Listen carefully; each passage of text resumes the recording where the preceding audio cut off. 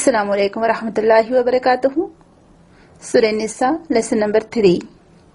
نحمده ونصلی علی رسولہ الکریم، اما بعد فاعوذ باللہ من الشیطان الرجیم، بسم اللہ الرحمن الرحیم۔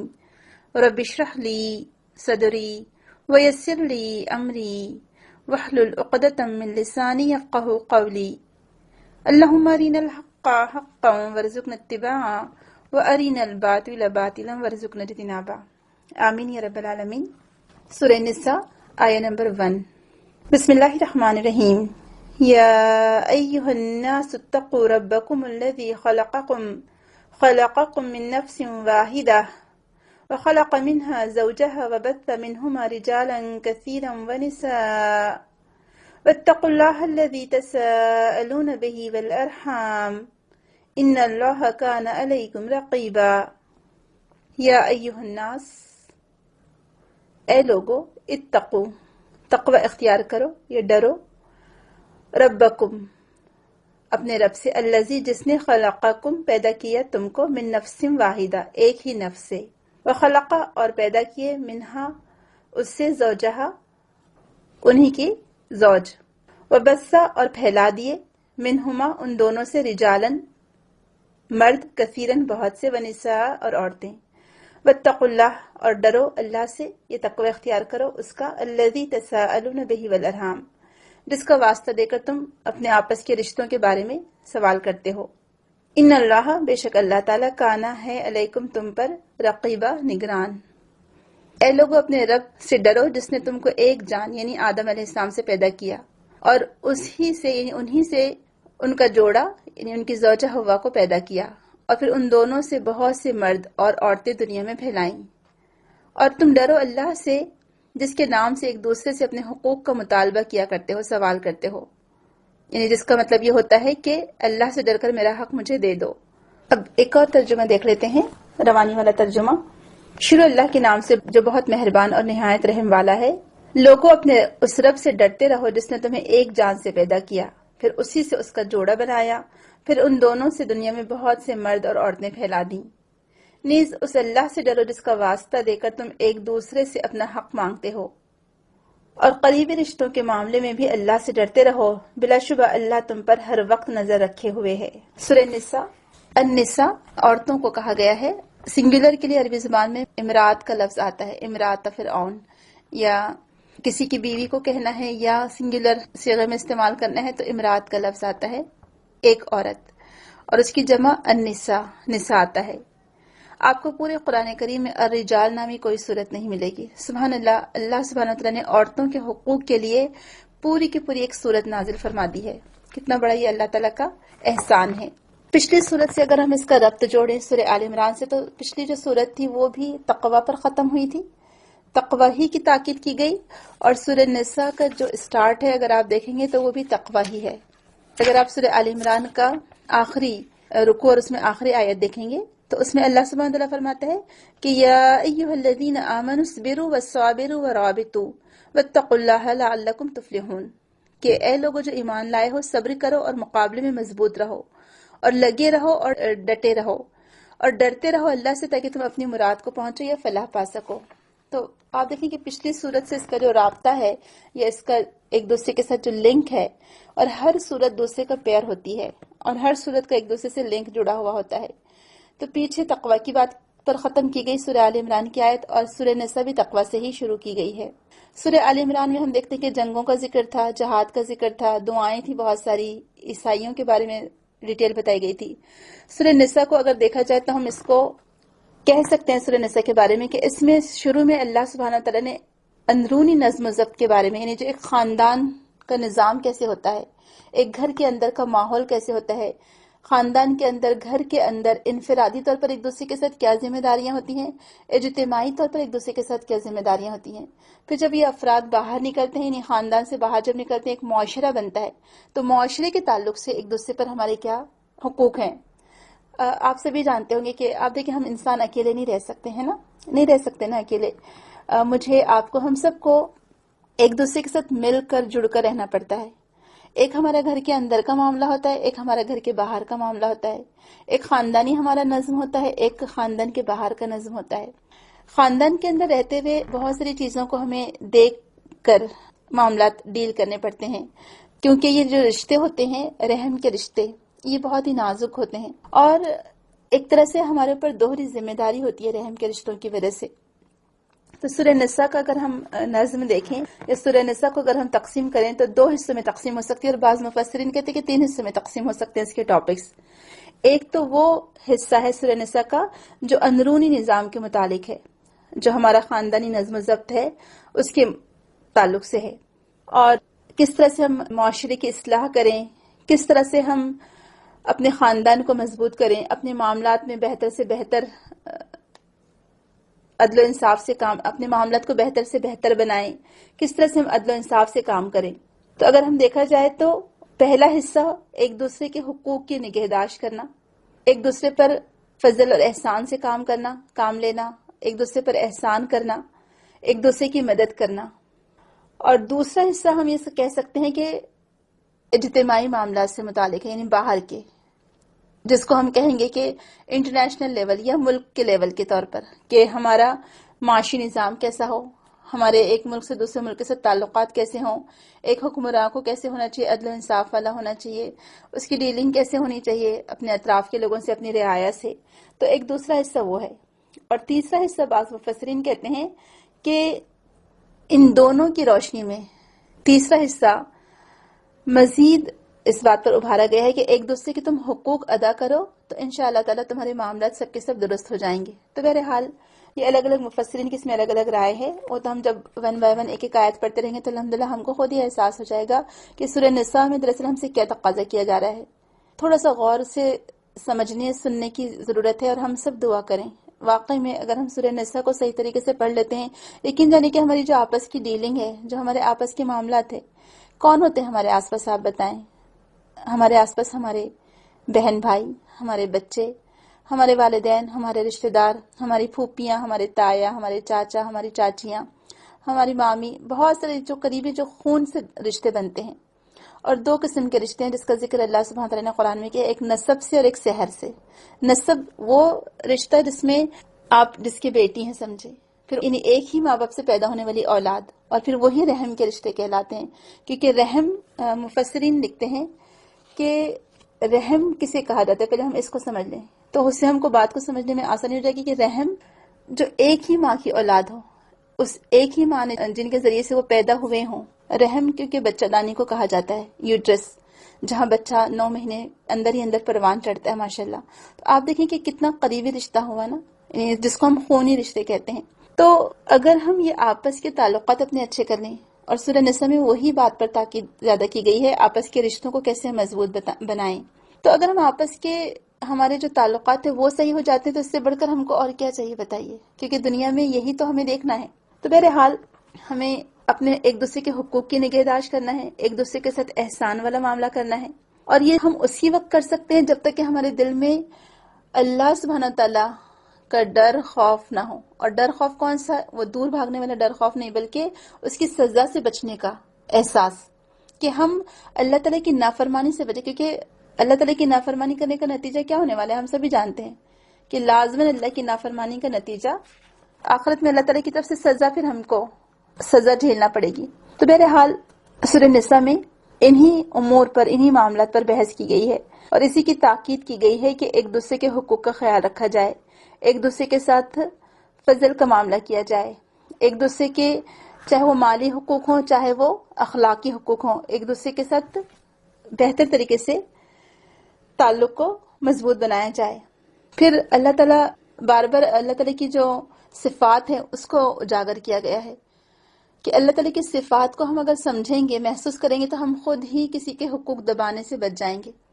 جب اگر ہم اس بات کا احساس کر لیں کہ اللہ تعالیٰ ہمیں دیکھ رہا ہے، اللہ تعالیٰ جانتے ہیں ہمارے سارے معاملات کو، اللہ سبحانہ تعالیٰ العلیم ہے، الخبیر ہے، وہ ہمارے ہر معاملے کی خبر رکھتا ہے، تو ہم بہت سارے ایسے کاموں سے یا ظلم سے بچ جائیں گے اور بچا لیں گے اپنے آپ کو، کیونکہ ہم جانتے ہوں گے کہ اللہ تعالیٰ ہم کو دیکھ رہا ہے۔ تو اس بات کو ہم کو اپنے اندر مضبوط کرنا ہے۔ سب سے اہم بات جو بتائی گئی ہے اس صورت میں، اور شروعات ہی کی گئی ہے، کہ تم سب آپس میں کیوں ایک دوسرے سے لڑتے جھگڑتے ہو، کیوں ایک دوسرے پر سپیریورٹی جتاتے ہو، کیوں ایک دوسرے پر اپنے آپ کو فضیلت ظاہر کرتے ہو، تم سب تو ایک ہی ماں باپ کی اولاد ہو۔ تم میں کوئی نہ امیر ہے نہ غریب ہے. اگر امیر غریب ہے بھی تو ٹھیک ہے، وہ ایک الگ بات ہے، لیکن فضیلت میں کوئی کسی سے آگے نہیں ہے. تم سب انسان ہو. کسی انسان کو کسی پر غرور، تکبر، فخر کرنے کی ضرورت ہی نہیں ہے. ہم سب ایک انسان کی اولاد ہیں. تو بہرحال جو اہم بات یہاں بتائی گئی ہے کہ تم اللہ تعالیٰ سے جو سوال کرتے ہو، یہ اللہ تعالیٰ کا نام لے کر سوال کرتے ہو، تو لہٰذا اس بات کا تم احساس کرو کہ اللہ تعالیٰ ہی کے نام پر تم ایک دوسرے سے سوال کرتے ہو. اللہ تعالیٰ ہی کی وجہ سے تم ایک دوسرے سے حقوق مانگتے ہو. اللہ تعالیٰ ہی کی وجہ سے ایک دوسرے کے حقوق کا خیال رکھنے کی تم ایک دوسرے کو تاکید کرتے ہو. تو اس رب سے تم ڈرو، اور تمہیں اپنی ذمہ داریوں کو سمجھنا ہوگا کہ جو رحم کے رشتے ہیں ان کے ساتھ تمہیں کیسی ڈیلنگ کرنی ہے. اللہ تعالیٰ تمہارے ظاہر کو بھی جانتا ہے، تمہارے باطن کو بھی جانتا ہے. تم اس سے بھاگ کر کہیں چھپ نہیں سکتے. تم اس کی عدالت میں حاضر ہوئے بغیر کہیں جا نہیں سکتے. تو لہٰذا تم اللہ تعالیٰ سے ڈرو. یعنی حسن معاشرے میں تمہیں کیسے رہنا ہے، رشتہ داروں کے ساتھ تمہارا تعلق کیسا ہے، تمہاری جو رعیت ہے، یعنی تمہارے انڈر جو لوگ آتے ہیں، اگر شوہر ہے تو اس کے انڈر میں جو لوگ آتے ہیں، بیوی ہے تو بیوی کے انڈر میں جو لوگ آتے ہیں بحیثیت ماں ہونے کے، اور جو بھی عہدہ اللہ تعالیٰ نے تمہیں دیا ہے یقیناً تم سے اس کے متعلق سوال کیا جائے گا. تو بہرحال تم اس بات سے ڈرو. اور اس صورت کا مقصد ہمیں کیا سمجھ میں آتا ہے کہ جتنے ہمارے جو داخلی امور ہے، ایک تو اجتماعیت اور تنظیم کی بات کی گئی ہے کہ آپس میں ہم منظم رہیں، ہمارا خاندان منظم ہو، ہمارا معاشرہ منظم ہو. مسلمانوں کو تعلیم دی گئی کہ اپنے داخلی امور میں اپنے ایک دوسرے کے حقوق کی حفاظت کریں. اگر تم دوسروں کے حقوق ادا کرو گے تو اس میں تمہارے خود کے حقوق کی حفاظت ہوگی. آپ اگر دوسروں کو ان کے حقوق دیتے ہیں تو لازماً آپ کو بھی اپنا حق ملے گا. تو اجتماعی معاملات ہو اور انفرادی معاملات ہو، پھر چاہے وہ مالی ذمہ داریاں ہوں، چاہے وہ اخلاقی ذمہ داریاں ہوں، ان سب کو تم احسن طریقے سے ادا کرنے کی کوشش کرو. اور جاہلیت کی جو باتیں ہیں ان سب باتوں کو ترک کر دو. یعنی زمانے جاہلیت میں جو کام ہوتے تھے، عورتوں کو کمزور سمجھا جاتا تھا، ان کے حقوق کی پامالی ہوتی تھی. جو ضعیف لوگ تھے، جو کمزور تھے، معاشرے کا جو کمزور طبقہ تھا، تو ایسے لوگوں کے حقوق تم ادا کرنے کی کوشش کرو جن کو زمانے جاہلیت میں پیسا جاتا تھا، یا زمانے جاہلیت میں جن کو بالکل اگنور کیا جاتا تھا.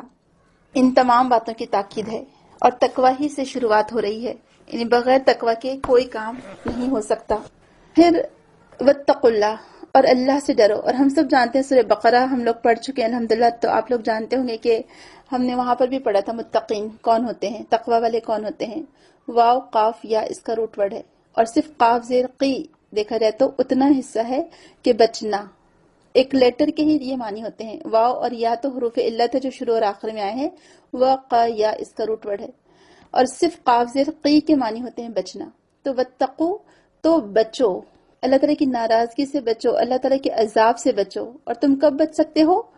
جب تم ایک دوسرے کے حقوق پورے ادا کرو گے. تو یہاں پر ابن جزی رحمہ اللہ کہتے ہیں کہ یہ اصل میں جو تقوی ہے ایکچولی ایک مقام ہے، ایک مرتبے والا مقام ہے، ایک عزت والا مقام ہے تقوی، کہ جو متقی ہو جاتا ہے تو اللہ تعالیٰ اس کو ایک اونچا مقام عطا کر دیتا ہے. اور یہ اتنا احترام اور اتنا تکریم والا مقام ہے، وہ مقام شریف کہا ہے انہوں نے اس کو. تو اس کی اصل کیا ہے؟ وہ کہتے ہیں علم اور حال. اور علم کیا ہے؟ علم ہے کہ ایک دوسرے کے حقوق کے بارے میں معرفت ہو، ہم جانتے ہوں کہ اللہ تعالیٰ نے ہمارے اوپر ایک دوسرے کے تعلق سے کیا حقوق عائد کیے ہیں. تو اللہ تعالیٰ کی طرف سے جو احکام آئے ہیں حقوق العباد میں، اس کو جاننا، یہ علم ہے. پھر ان سب چیزوں پر نظر رکھنا، تمام اعمال پر نظر رکھنا کہ تمام حقوق ہم ادا کر رہے نہیں کر رہے ہیں. اپنے اقوال پر بھی نظر رکھنا کہ ہماری زبان سے کوئی ایسی باتیں تو نہیں نکل رہی کہ جس کی وجہ سے ہم ایک دوسرے کو ہرٹ کر رہے ہوں، ایک دوسرے کو تکلیف دے رہے ہوں. اور معاملات کہاں سے خراب ہوتے ہیں آپ بتائیے؟ اپنے رشتہ داروں ہی کو لے لیجئے، چاہے وہ ہمارے بہن بھائی ہوں، چاہے وہ ہماری دیورانیاں جٹھانیاں ہوں، چاہے وہ ہمارے کوئی بھی رشتہ دار ہوں، کہاں پرابلم آتی ہے آپ بتائیے؟ آپ کیا سمجھتے کہ کیا ہاتھا پائی ہوتی ہوگی، کوئی لڑائی ہوتی ہوگی؟ نہیں نا، کوئی لڑائی تو نہیں ہوتی ہے. آپ سوچ لیجئے اپنی زندگی کے پیچھے تمام جو بھی امور تھے اس پر آپ نظر ڈال لیجئے. کبھی ایسا نہیں ہوگا کہ مارا ماری ہوئی ہو یا ہاتھا پائی ہوئی ہو. تکلیف کس چیز سے ملتی ہے آپ دیکھیے. یہ ایک دوسرے کو کیسے ہم ہرٹ کرتے ہیں، اپنی زبان سے کرتے ہیں. تو وہ کہہ رہے ہیں کہ یہ جو مقام شرف حاصل ہوتا ہے، یہ تکریم والا مقام کسی کو حاصل ہوتا ہے، وہ اللہ تعالیٰ کا تقوی اختیار کرنے سے ہوتا ہے۔ اور وہ تقوی کیا ہے؟ تقوی کی اصل کیا ہے کہ سب سے پہلے اس کی اصل ہے علم، جاننا، اس بات کو جاننا کہ اللہ تعالیٰ نے میرے ذمے کیا حقوق عائد کیے ہیں، مجھے معرفت ہو کہ اللہ تعالیٰ کس بات کا مجھے حکم دے رہا ہے۔ تو اللہ تعالیٰ کی طرف سے جتنے بھی احکامات آئے ہیں، جب مجھے معلوم ہوگا تبھی تو میں اس کو ادا کرنے کی کوشش کروں گی نا، نہیں معلوم ہوگا تو کیسے کر سکتی ہوں۔ اور پھر نظر رکھی جائے تمام اعمال پر، اپنے ہاتھوں کے، اپنے پیروں کے جہاں ہم چل کر جاتے ہیں، اور اپنی زبان کے بھی، کیونکہ زیادہ تر معاملات خراب باتوں سے ہوتے ہیں، ہوتے ہی نہیں ہوتے ہیں۔ آپ ایگری کریں گے نہیں کریں گے اس بات سے؟ کریں گے نا؟ تو زیادہ تر معاملات ہمارے زبان سے ہی خراب ہوتے ہیں۔ وہ کہتے ہیں نا کہ زبان کا زخم اتنا گہرا ہوتا ہے کہ تلوار کا زخم تو پھر بھی بھر جاتا ہے، لیکن زبان کا زخم نہیں بھرتا۔ تو اپنے جمیع اعمال جس میں قول بھی شامل ہے اس پر بھی نظر رکھے، اور اس بات کو بھی جانے کہ کن چیزوں میں میرے لیے خطرہ ہے، یعنی کن کاموں کے کرنے کی وجہ سے میں مشکل میں پڑ سکتی ہوں۔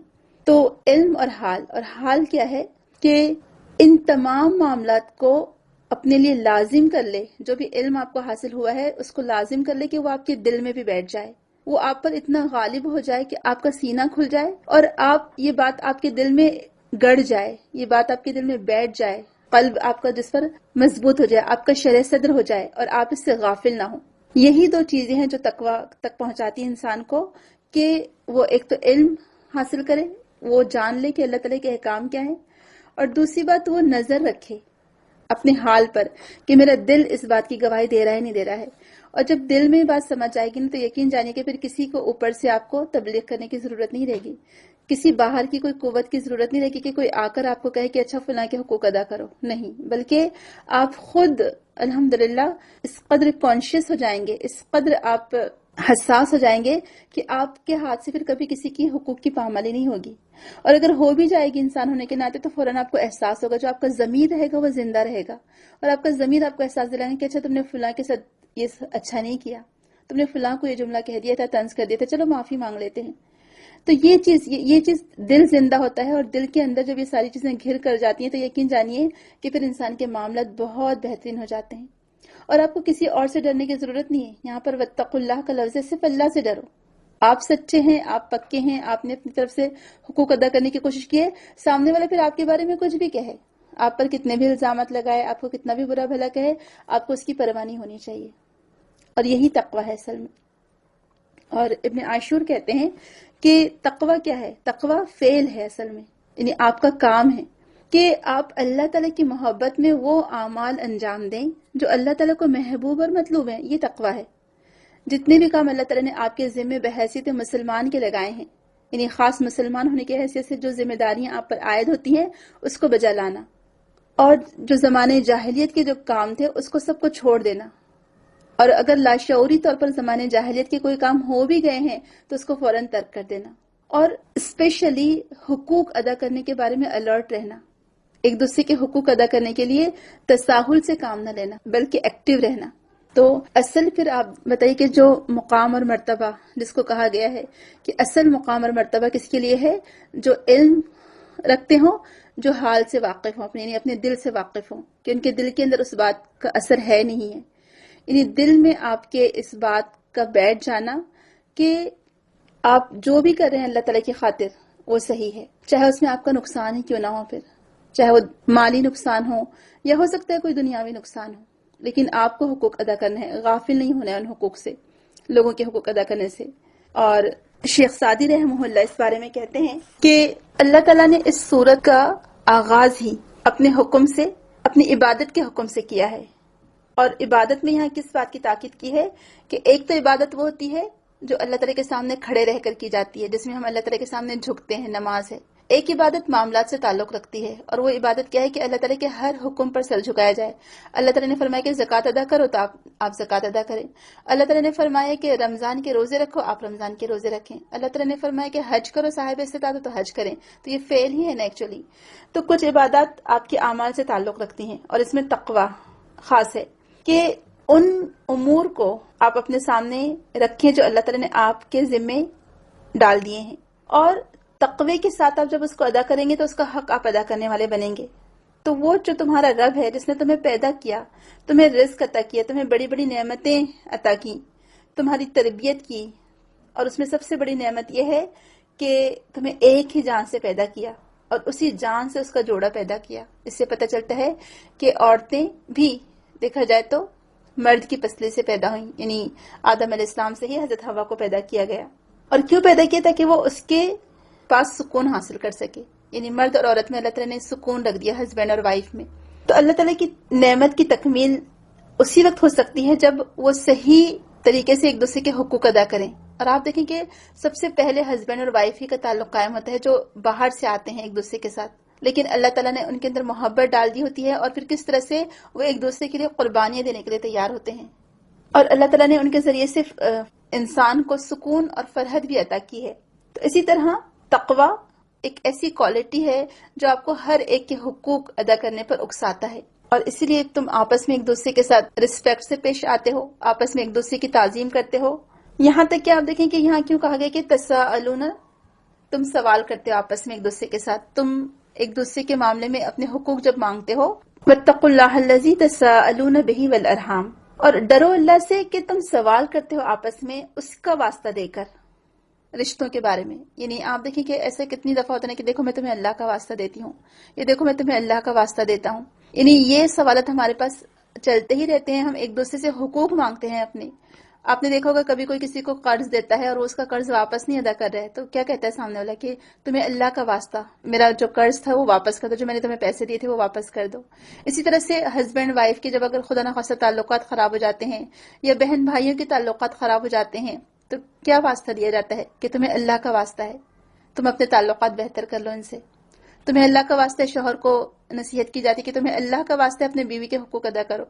اور اگر بیوی کی طرف سے نافرمانی ہوتی تو بیوی کو واسطہ دیا جاتا کہ تمہیں اللہ کا واسطہ تم اپنے شوہر کے حقوق ادا کرو. تو آپ دیکھیں کیوں ہم اللہ تعالیٰ کو بیچ میں لاتے ہیں، کیونکہ ہم جانتے ہیں کہ جو بھی اللہ سے ڈرنے والا ہوگا وہ ضرور یہ حقوق ادا کرے گا. کیونکہ جب تک اللہ تعالیٰ کا خوف دل میں نہ ہو، اس سے محبت نہ ہو، اس کے سامنے جواب دہی کا احساس نہ ہو، تب تک کوئی اللہ سے ڈرنے والا بھی نہیں ہوتا ہے. بہت سارے لوگ ہیں جو نہیں حقوق ادا کرتے ہیں. تو یہ جو حقوق کی ادائیگی ہوتی ہے اصل میں یا معاملات میں صلہ رحمی ہوتی ہے یا صلح کے معاملات ہوتے ہیں، ایک فریق دوسرے فریق کے حقوق کی ادائیگی کی کوشش کرتا ہے.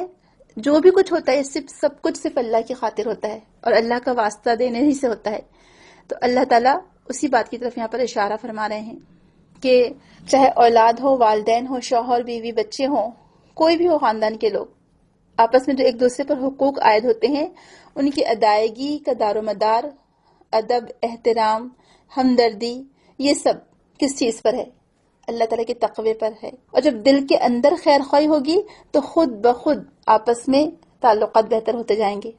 خوف خدا ہوگا، اللہ تعالیٰ کا تقوی ہوگا، اور یہ تقوی باہر سے کوئی ڈنڈے کے زور پر نہیں پیدا کر سکتا. آپ دیکھیں بعض اوقات کچھ معاملات ایسے ہوتے ہیں کہ قانون ایک ہوتا ہے، ٹھیک ہے، قانون ایک الگ ہوتا ہے، لیکن کچھ معاملات ایسے ہوتے ہیں جو آپس میں اصلاح جس کی جاتی ہے وہ آپس میں اللہ تعالیٰ کے تقوی سے ہی کی جا سکتی ہے. وہ کہتے ہیں نا کہ تلواروں کے زور سے سروں کو تو جھکایا جا سکتا ہے لیکن دلوں کو نہیں جھکایا جا سکتا. دل کب مغلوب ہوتے ہیں، دل کب سرنڈر کر دیتے ہیں؟ جب جس سے محبت ہوتی ہے.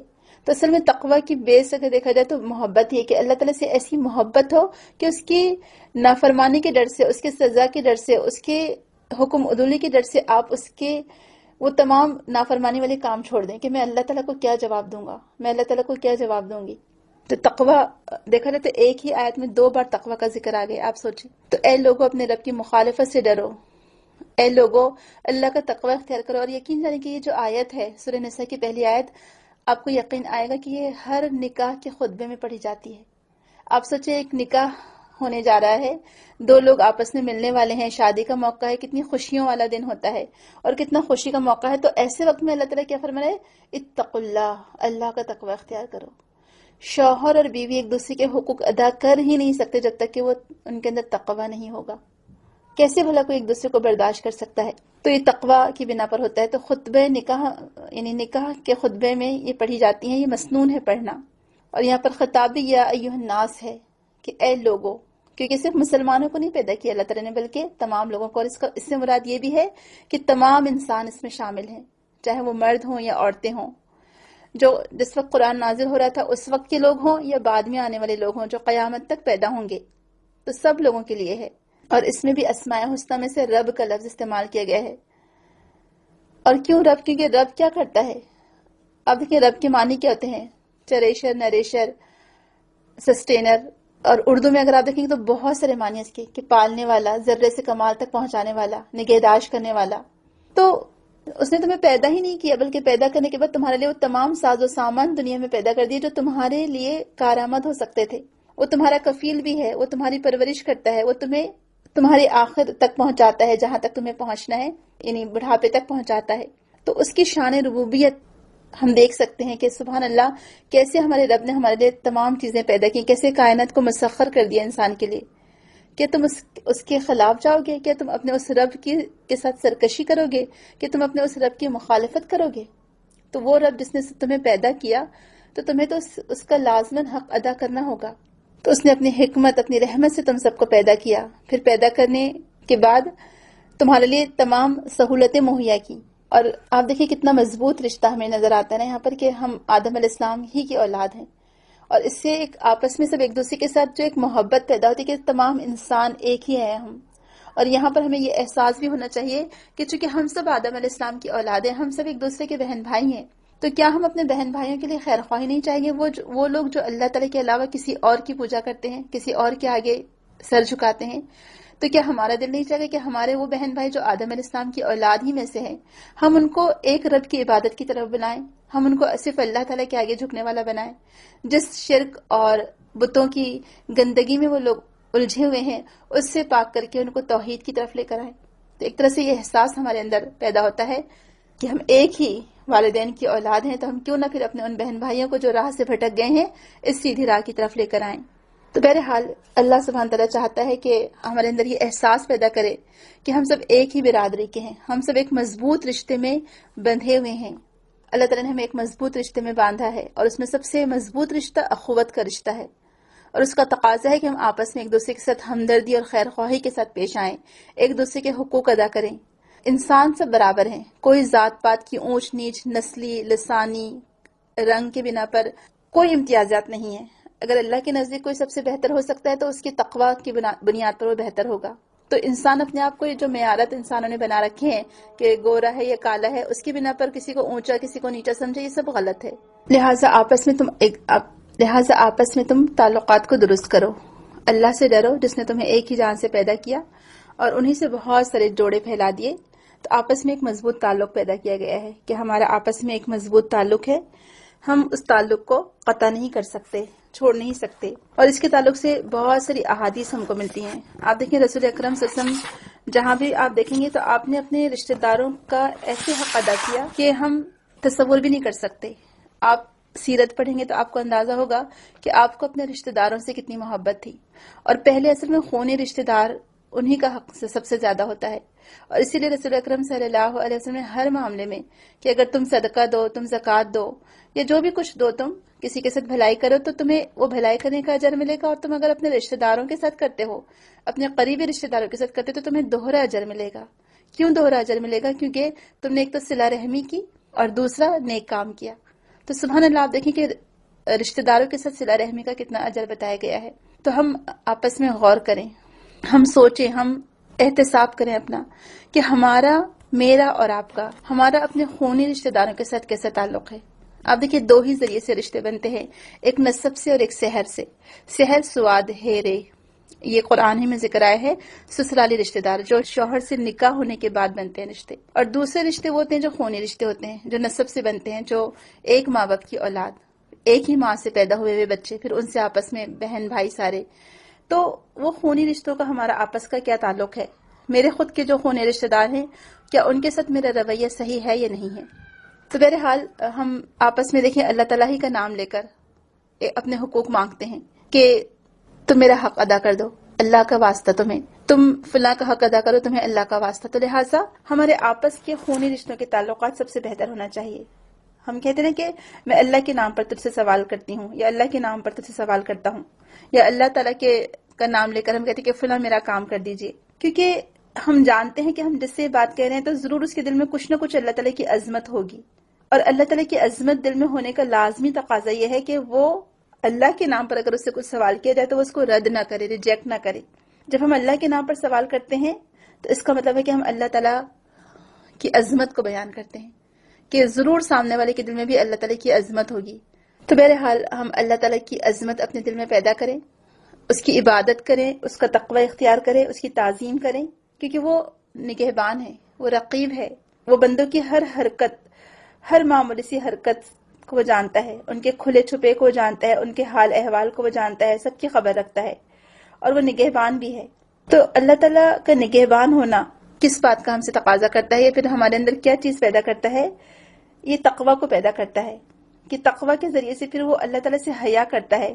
اس کو یہ بات اچھی نہیں لگتی کہ میں میرے رب کو کیا جواب دوں گا، بھلا سامنے والا مجھ سے اللہ کے نام پر اپنا حق مانگ رہا ہے، اور اگر میں نہیں دوں گا تو میں کل اللہ تعالیٰ کو کیا جواب دوں گا، مجھے اللہ تعالیٰ کے سامنے جاتے ہوئے شرم آئے گی۔ یہ نہیں، یہ تقوی دراصل اس بات کا تقاضا کرتا ہے کہ ہم کو اپنے رب کے سامنے جاتے ہوئے اس بات کا احساس ہو کہ مجھے شرمندہ نہ ہونا پڑے اپنے رب کے سامنے، مجھے حقوق ادا کر دینے چاہیے جو میرے ذمہ بنتے ہیں۔ تو اللہ تعالیٰ نے ایک ہی جان سے پیدا کیا، اسی سے بہت سارے لوگوں کو دنیا میں پھیلا دیا، لیکن سب کو لوٹنا کہاں ہے؟ اللہ تعالیٰ ہی کے پاس لوٹنا ہے۔ تو لہٰذا بندے آپس میں ایک دوسرے کے ساتھ مہربانی سے پیش آئیں۔ آپ دیکھیں، یہی تو درد ہے، وہ احساس ہے ایک دوسرے کے حقوق کو ادا کرنے کا۔ اگر یہ سب درد اور احساس نہ ہوتا، آپ بتائیں پھر کیا ہم غاروں اور پہاڑوں میں اکیلے جا کر رہیں؟ ہم جب آپس میں سب ساتھ میں رہتے ہیں، آپ دیکھیں جو رشتوں سے خوشیاں ملتی ہیں، آپ خود محسوس کریں، آپ کو اپنے خونی رشتوں کے ساتھ بیٹھ کر مل کر جو خوشیاں ملتی ہے وہ کیسی خوشیاں ہوتی ہوں گی۔ کل ہم ایک جگہ تقریب میں جانا ہوا تھا ہمارا، اور ہم آپس میں سب لوگ بیٹھے ہوئے تھے، سارے ہمارے ٹیچرز ساتھی ہی تھے ماشاءاللہ جو قرآن پڑھاتے ہیں جگہ جگہ۔ تو ہم لوگ وہی دیکھ رہے تھے کہ جب لڑکی کے میکے والے آئے تو لڑکی اپنی جگہ سے اٹھ کر کھڑی ہو گئی، اپنی بہنوں کو اور اپنی امیوں کو دیکھ کر اس کے چہرے پر جو خوشی تھی وہ اس سے پہلے نہیں نظر آئی۔ حالانکہ باقی دوسرے لوگوں سے بھی وہ خوش تھی، لیکن اپنے خونی رشتوں کو دیکھ کر جو خوشی ہوتی ہے، آپ خود دیکھیں جو اپنے رشتہ داروں میں بیٹھ کر آپ کو خوشی ملتی ہے، جو اسپیشلی جو لوگ باہر ملکوں میں رہنے والے ہیں، آپ خود بتائیے کتنی یہاں پر الحمدللہ دعوتیں ہوتی رہتی ہیں، یہاں پر بھی شادیوں کا اہتمام ہوتا ہے، ایک دوسرے سے ہم ملتے جلتے رہتے ہیں۔ الحمدللہ ہمارا دین کا رشتہ بہت مضبوط ہے، اور دین کے رشتے سے بہت زیادہ ہم کو ایک دوسرے سے انسیت ہے، لیکن جو خونی رشتوں سے جو خوشی ملتی ہے جب آپ جاتے ہیں انڈیا یا پاکستان اپنے ملکوں میں اپنے والدین کے پاس، تو آپ دیکھیں کہ وہ چہروں کو دیکھ کر جو خوشی ہوتی ہے وہ خوشی آپ کہیں سے خرید کر لا سکتے ہیں بھلا؟ اور رشتہ داروں کے ساتھ جس طرح سے رشتہ داروں کے ہاں آنا جانا ہوتا ہے کہ آپ وہاں پر آپ کو بولنے کی ضرورت نہیں ہوتی، جب آپ رشتہ دار نہیں ہوتے ہیں تو ایک دوسرے سے آپ کو ٹائم لینا پڑتا ہے جانے آنے کے لیے، ایک جھجک سی ہوتی ہے، لیکن سبحان اللہ آپ دیکھیں کہ آپ کو اپنے میکے جانے کے لیے پوچھنا پڑتا ہے، اپنی والدہ سے ٹائم لینا پڑتا ہے کہ آپ کی والدہ آپ کو ٹائم بتائیں کہ نہیں فلاں وقت نہیں فلاں وقت آنا، نہیں۔ تو جو خونی رشتے ہیں اس کی بات ہی بالکل الگ ہوتی ہے الحمدللہ۔ تو اللہ تعالیٰ نے تقوی کا حکم اس وجہ سے دیا کہ ہم آپس میں صلہ رحمی کے معاملات کریں، قطع رحمی کی اللہ تعالیٰ نے ہم کو بالکل اجازت نہیں دی ہے۔ ایک دوسرے کے حقوق کو ہم ادا کریں، اور ایک دوسرے کے حقوق ادا کرنا میرے اور آپ کے ذمہ لازم ہے، اور اسی لیے یہ درد، یہ احساس ہمارے اندر پیدا ہونا چاہیے۔ اور کسی نے کیا خوب کہا تھا نا کہ درد دل کے واسطے پیدا کیا انسان کو، ورنہ عبادت کے لیے کیا کم تھے کروبیاں۔ یعنی فرشتے تھے بہت سارے عبادت کے لیے، وہ تو عبادت کر ہی رہے تھے اللہ تعالیٰ کی، اور شجر حجر ہر چیز اللہ تعالیٰ کی عبادت کرتی ہے، تو عبادت کرنے کے لیے بہت لوگ تھے اللہ تعالیٰ کے پاس۔ لیکن اللہ تعالیٰ نے مجھے اور آپ کو کیوں پیدا کیا کہ ہم ایک دوسرے کے درد کا احساس کریں، ہم ایک دوسرے کی خوشی ناخوشی کا احساس کریں، ایک دوسرے کے حقوق کی پامالی نہ کریں، کسی کو ہرٹ نہ کریں، نہ زبان سے نہ اپنے عمل سے۔ تو اس بات کو آپ خاص طور سے ذہن میں رکھیں کہ اللہ تعالیٰ نے ایک ہی آیت میں 2 بار تقوی کا ذکر کیا ہے، اور بعض مفسرین کہتے ہیں کہ تقوی کا تعلق، دراصل تقوی کا بار بار یہاں پر ذکر کیوں کیا گیا کہ حقوق العباد کا تعلق بھی حقوق اللہ سے ہے، کہ رشتہ داروں کے حقوق کو قائم کرنا حقوق اللہ میں شمار ہوتا ہے، جن کو قائم کرنے کا اللہ تعالیٰ نے حکم دیا ہے۔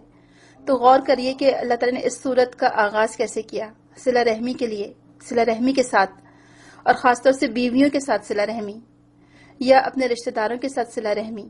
اور دیکھا جائے تو پوری کی پوری آیات ہی پوری کی پوری صورت ہی آپ کو اسی بات پر مشتمل ملے گی، یعنی اس مبارک صورت میں ایک دوسرے کے حقوق کا خیال رکھنے کا ذکر کیا گیا ہے، اور اسی کو واضح کیا گیا ہے، اور اس نے اسی سے اس کا جوڑا بنایا، وَخَلَقَ مِنْهَا زَوْجَهَا، یعنی شوہروں اور بیویوں کے حقوق کی بات کی گئی ہے کہ بیویوں کو چاہیے کہ وہ سوچے کہ اسی شوہر سے اس کا جوڑا بنا ہے، یعنی تنبیہ کی گئی ہے کہ تم ایک دوسرے کے حقوق کا خیال کرو، اس کو قائم کرو، کیونکہ بیویاں بھی شوہروں کی کے صلب سے پیدا کی گئی ہیں۔ بس شوہر اور بیویوں کے درمیان قریب ترین نسب، مضبوط ترین اتصال اور نہایت قوی رشتہ، یہ رشتہ ہے جو اللہ تعالیٰ نے پیدا کیا۔ سبحان اللہ۔ اسی بنا پر ایک حدیث میں آتا ہے، صحیح بخاری کی حدیث ہے، کتاب بدء الخلق میں، ابو ہریرہ رضی اللہ عنہ کہتے ہیں کہ رسول اکرم صلی اللہ علیہ وسلم نے فرمایا کہ میری وصیت مانو اور عورتوں سے بھلائی کرتے رہنا، کیونکہ عورت کی خلقت پسلی سے ہوئی ہے اور پسلی کے اوپر کا حصہ ٹیڑھا ہوتا ہے، اگر اسے سیدھا کرنے کی کوشش کرو گے تو ٹوٹ جائے گی، اور اگر یوں ہی چھوڑ دو تو ٹیڑھی ہی رہے گی، لہٰذا میری وصیت مانو اور ان سے اچھا سلوک کرو۔ سبحان اللہ۔ یعنی اس صورت میں آپ دیکھیں گے تو آپ کو اس میں زیادہ تر آئلی یعنی خاندانی اور معاشرتی قوانین ملیں گے، یا اس پر بات ملے گی، اور یہ بھی پتہ چلتا ہے کہ ایک دوسرے سے حسن سلوک سے پیش آنا ضروری ہے، کیونکہ یہ اللہ تعالیٰ کی طرف سے حکم آیا ہے۔ اور یہاں پر بعض مفسرین لکھتے ہیں کہ یہاں خاص طور سے اللہ تعالیٰ نے ایک دوسرے کے حقوق کی بات کی ہے اور قطع ارحام سے منع کیا ہے، یعنی قطع تعلق سے منع کیا ہے اور آپس میں تعلقات کو جوڑنے کا کہا ہے۔ اور اللہ تعالیٰ نے اپنی خاص صفت یہاں بیان کی ہے، رقیبہ، کہ وہ تم پر نگران ہے، وہ سب کچھ تمہارے تمام اعمال وہ جانتا ہے اور تمہارے تمام اعمال کو وہ گھیرے ہوئے، وہ شمار کر رہا ہے تمہارے اعمال کو، تم کو اس کے پاس جانا ہے، تو تم خود سوچ لو کہ تم کیا چیز لے کر جاؤ گے اللہ تعالیٰ کے سامنے۔ وہ تم کو ایک ساتھ جمع کر سکتا ہے اور جمع کرے گا اور تم سے سوال کرے گا، لہٰذا قطع تعلقی سے بچو، رحم کے رشتوں کو جوڑو اور آپس میں ایک دوسرے کے حقوق کا خیال رکھو، یہ بہت زیادہ ضروری ہے۔ اور خاص طور سے شوہر کو چاہیے کہ وہ بیوی کا خیال رکھے اور بیوی کو چاہیے کہ وہ شوہر کا خیال رکھے۔ اور اس تعلق سے بہت ساری احادیث ہم کو ملتی ہیں، اور زیادہ تر احادیث صحیح بخاری کی، انشاءاللہ ہم وہ اگلی کلاس میں ڈسکس کریں گے۔ لیکن یہاں پر ایک آخری بات ہم یہ کر لیں آج کے لیسن میں، کہ سوال ہے آپ کے لیے اور احتساب ہے، یہ سب کے لیے ہے، میرے لیے بھی ہے اور آپ کے لیے بھی ہے۔ میں خود اپنے آپ سے بھی سوال کرتی ہوں اور اپنے آپ کو بھی یہ ہوم ورک دیتی ہوں، اور آپ بھی لکھ لیں کہ اصل تقوی کی اصل بنیاد کیا ہے، یا تقوی کن دو چیزوں سے مل کر حاصل ہوتا ہے جو ہم نے پہلے پڑھا تھا، یہ جو شریف مقام ہے اس کی اصل کیا ہے، علم اور حال جو ہم نے پڑھا تھا۔ اور دوسرا میرا آپ سے سوال یہ ہے کہ اس آیت میں 2 دفعہ تقوی کی تاکید کیوں کی گئی ہے، ایک ہی آیت میں 2 بار تقوی کی تاکید کیوں کی گئی ہے، اور تیسرا سوال یہ ہے کہ رحم کے رشتے کون سے ہوتے ہیں، اور کیوں ہم ان رشتوں کی بہتری کے لیے ایک دوسرے کو اللہ تعالیٰ کا واسطہ دیتے ہیں، کس وجہ سے۔ اور ایک ہوم ورک ہے خاص آپ کے لیے کہ جب بھی آپ یہ سنیں، سبق لیسن جب بھی سنیں، آپ اپنے دن کا ایک ٹائم ٹیبل بنائیں، ایک جدول بنائیں کہ آپ اپنے خونی رشتہ داروں کی زیارت کریں گے، یعنی ان کے پاس وزٹ کریں گے آپ، اور اگر وہ دور رہتے ہوں تو ان کو کوئی چیز ارسال کریں گے، چاہے تو خط یا تو ای میل یا میسج یا فون کریں گے آپ ان کو۔ تو یہ آپ کا ہوم ورک ہے کہ ایسے آپ کے وہ خونی رشتہ دار جن سے آپ کی بہت دن سے ملاقات نہیں ہوئی، تو آپ سب سے پہلے آپ ایک ٹائم ٹیبل بنائیے کہ آپ کون سے دن ان کے گھر وزٹ کریں گے، یا وہ روٹھے ہوئے لوگ یا وہ روٹھے ہوئے رشتہ دار جو آپ سے ناراض ہیں یا آپ ان سے ناراض ہیں، تو آپ پہل کر کے اجر کمائیے، کیونکہ 2 لوگوں کے اعمال جمع نہیں ہوتے اللہ تعالیٰ کے پاس جب تک وہ قطع تعلق کیے رہے ہیں۔ تو جب تک آپ ایک دوسرے سے ملیں گے نہیں تو آپ کے اعمال بھی جمع نہیں ہوں گے، نیک اعمال رکے رہیں گے۔ تو آپ بتائیے کہ چاہتے ہیں ہم لوگ کہ ہمارے نیک اعمال اللہ تعالیٰ کے پاس پہنچنے سے رک جائیں؟ تو یہ میرا اور آپ کا ہوم ورک ہے کہ ہم وہ رشتہ دار جن سے ہم بہت دن سے نہ ملے ہوں ان سے ضرور ملیں، ان سے اپنے تعلقات کو بہتر بنائیں، ان کے گھر وزٹ کریں، اور جو دور رہتے ہیں ان کو یا تو فون کریں یا پھر ان کو خط لکھیں۔ خیر خط کا زمانہ تب رہا نہیں، اب تو واٹس ایپ اور میسیجز کا زمانہ ہے یا فون کا زمانہ ہے، تو آپ فون کر لیں، کال کر لیں، ان سے بات کر لیں اور اپنے تعلقات کو ان سے بہتر بنائیں۔ یہ میرا اور آپ کا ہوم ورک ہے۔ اللہ تعالی ہم سب کو توفیق دے کہ ہم یہ تمام معاملات کو بہتر طریقے سے نبھانے والے، ادا کرنے والے بنیں، اپنے خونی رشتہ داروں کے حقوق ادا کرنے والے بنیں، آپس میں ہم ایک دوسرے کا احترام، ایک دوسرے کے ساتھ ہمدردی، ایک دوسرے کے ساتھ خیر خواہی کرنے والے بنیں۔ آپ دیکھیں رشتے نبھ نہیں سکتے جب تک کہ خیر خواہی نہ ہو، درگزر کا معاملہ نہ ہو۔ چھوٹے چھوٹے آپس میں ایسی باتیں ہوتی رہتی ہیں بعض اوقات، کیونکہ ہم سب کا دل چاہتا ہے کہ ہم اپنے حقوق مانگیں اور دوسروں کے حقوق ادا نہ کریں۔ ہمارا دل چاہتا ہے اچھا ہماری بھابھی نے یہ کرنا چاہیے تھا، ہماری نند نے یہ کرنا چاہیے تھا، ہماری دیورانی نے یہ کرنا چاہیے تھا، ہماری جٹھانی نے یہ کرنا چاہیے تھا۔ ہم سب سے چاہتے کہ وہ کرنا چاہیے تھا، لیکن ہم یہ نہیں دیکھتے کہ ہم نے کیا کرنا چاہیے تھا ان کے لیے۔ بعض اوقات بہنوں سے شکایت ہو جاتی کہ اچھا میری بہن نے میرے لیے یہ نہیں کیا، میری امی نے میرے لیے یہ نہیں کیا، میرے بھائی نے میرے لیے یہ نہیں کیا۔ میکے سے بہت ساری توقعات وابستہ ہو جاتی ہیں، تو نہیں، میکے والوں سے لیتے ہی نہ رہیں بلکہ میکے والوں کو دیں بھی، ان کا بھی حق بنتا ہے، ان کو بھی کچھ دیجیے، اپنی خدمات دیجیے ان کو، تحفے تحائف دیجیے، اور سب سے پہلی بات اچھی بات، گڑ نہ دے گڑ کی سی بات تو کرے، تو میٹھی بات کر لیجیے اپنے رشتہ داروں سے، خون رشتوں سے۔ آپ دیکھیے مسکرا کر ملنا اور اچھے سے ملنا یہ تمام پیچھے کی رنجشوں کو بھلا دیتا ہے، اور سب سے قریبی ہمارے ساتھ جو ہیں تو وہ ہمارے شوہر ہیں، لہٰذا اور مجھے لگتا ہے کہ سب سے زیادہ ڈنڈی خواتین وہی مارتی ہیں، شوہروں کے ساتھ صلہ رحمی کرنے سے یا شوہروں کے ساتھ اچھے تعلق بنانے سے۔ تو سب سے پہلے حقدار ہمارے اچھے اخلاق کے ہمارے گھر والے ہیں، ہمارے اپنے بچے ہیں، ان سے مسکرا کر بات کریے، ان سے صلہ رحمی سے بات کریے، شوہروں کے حقوق ادا کریے، شوہروں کے ساتھ اچھے سے بات کریے۔ تو اللہ تعالیٰ ہمیں توفیق دے کہ ہم یہ سب حقوق کو صحیح طریقے سے ادا کرنے والے بنیں، آمین۔ سبحانک اللہم و بحمدک، نشہد ان لا الہ الا انت، نستغفرک و نتوب الیک۔ السلام علیکم ورحمۃ اللہ وبرکاتہ۔